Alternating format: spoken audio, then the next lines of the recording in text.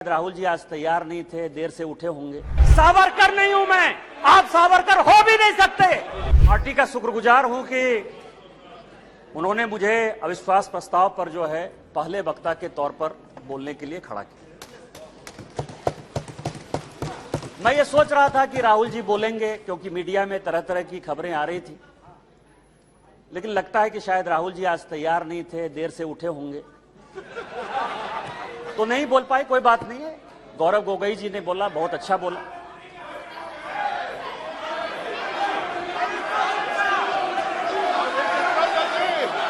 Speaker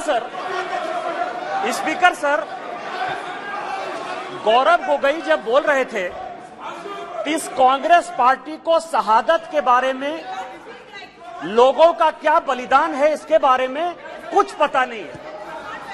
इन्होंने मणिपुर की बात की और पूरे देश को नहीं, पूरे संसद को जो है इन्होंने चैलेंज किया कि आप लोग में से बहुत लोग मणिपुर नहीं गए होंगे, मणिपुर नहीं देखा है आपने। मैं मणिपुर के इतिहास का भुक्तभोगी हूं। मेरे मामा एनके तिवारी 73 में अपनी पैर जो है वो गंवा चुके मणिपुर में, और 1989-90 में मणिपुर में उनके ऊपर अटैक हुआ। सीआरपीएफ के वो डीआईजी हुआ करते थे। और जो जगमोहन जी ने अपनी किताब लिखी है माई फ्रोजन टर्बुलेंस इन कश्मीर, उसमें उन्होंने 10 बार जिक्र किया है कि यदि एनके तिवारी जैसे अफसर नहीं होते तो शायद कश्मीर नहीं बचा पाते।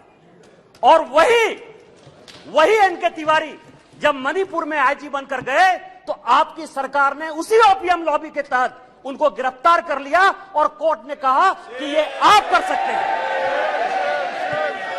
आप राष्ट्रवाद की बात करते हो, आप मणिपुर की बात करते हो। आपने अभी कहा कि असम में समझौता हुआ, आप तो असम के हैं, सांसद हैं। क्या 83 के चुनाव में कितने % लोगों ने असम में वोट दिया था? कितने लोग मारे गए थे?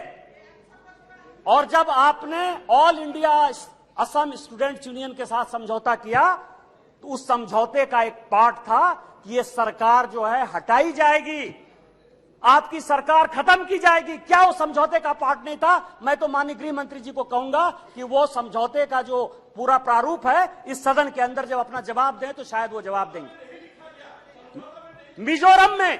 मिजोरम में आपने 7% वोट के आधार पर, केवल 7% वोट के आधार पर, केवल 7%, पूरे देश को जानने के लिए है, लालथन हावला की सरकार बना दी थी।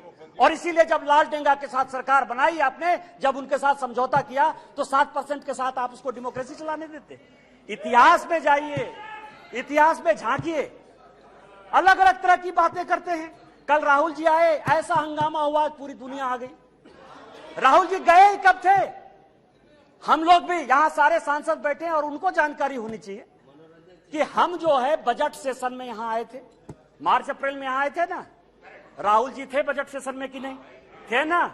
इसके बाद हम लोग मानसून सेशन में आए, राहुल जी हैं कि नहीं मानसून सेशन में? राहुल जी गए कहां थे?